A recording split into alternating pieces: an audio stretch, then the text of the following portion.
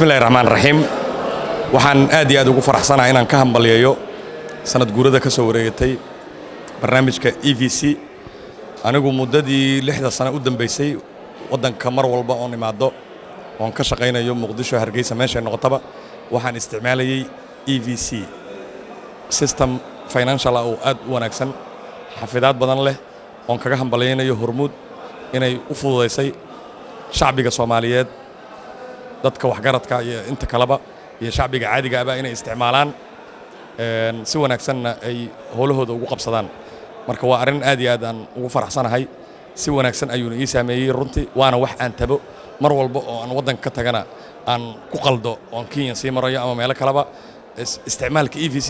inuu ka sahlanaa kuwa aan ku arka Kenya iyo meel kale adduunyada aba marka waa idin kugu hambaleynayaa Hormuud waxaan idin rajaynayaa inaad laban laabtaan